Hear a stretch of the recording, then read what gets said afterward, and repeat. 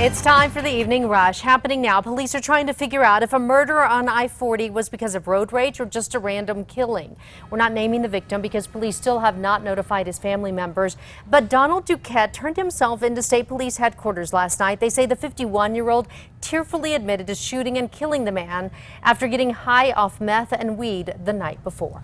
The father of the rock climber killed in the Sandia Mountains calls it the worst experience of his life. BCSO says 33-year-old Garen Correes fell 140 feet to his death Saturday morning.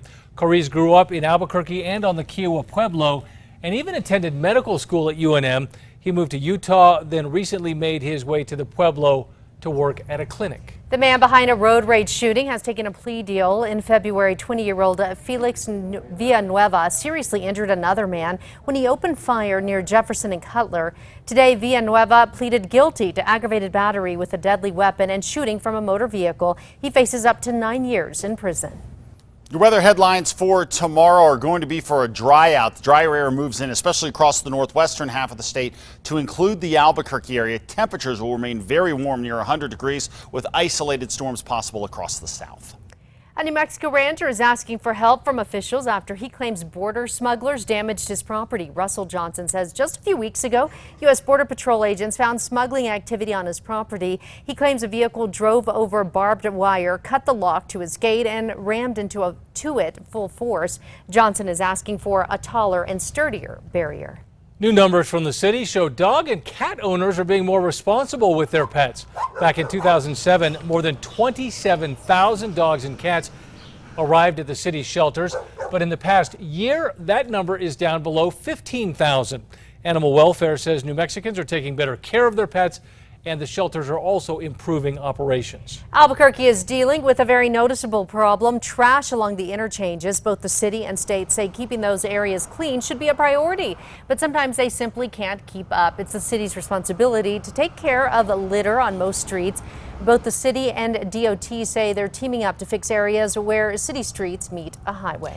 Albuquerque's International District getting a big economic boost. This 5,500 square foot building at Wyoming and Central will become the district's first economic development center. In addition to in-house services, the nonprofit will provide consulting for local businesses. That center expected to open next month. One of the women who says Jeffrey Epstein sexually abused her when she was a young girl is speaking out. The financier, who owns a remote New Mexico ranch, is accused of recruiting and abusing dozens of underage girls in New York and Florida in the early 2000s. 31-year-old Courtney Wild says Epstein began grooming her for sex when she was just 14. Former New Mexico Governor Bill Richardson recalls visiting Epstein's Santa Fe County ranch just once. Epstein donated $50,000 to each of Richardson's 2 gubernatorial campaigns. Richardson's spokesman clarifies the sole meeting happened years before accusations against Epstein came out.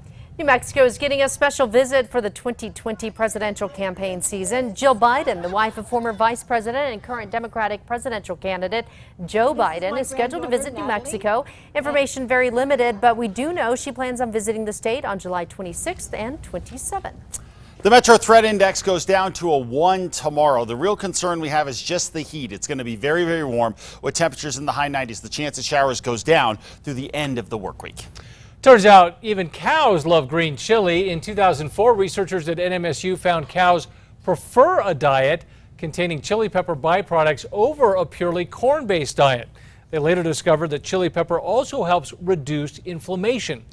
Now researchers are working on using more chili peppers in animal diets. You and the family can enjoy a fun day at the Biopark at a cheaper cost. The Biopark is offering its third half-price weekend of the year on Saturday and Sunday.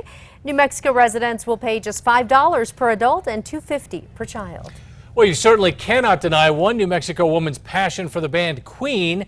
Santa Fe artist Victoria de Almeida spent 375 hours painting this Alice in Wonderland themed portrait of Queen. 2 years ago, she put her painting brush down when her now 19-year-old son was diagnosed with thyroid cancer. She was re-inspired, she says, after watching Bohemian Rhapsody.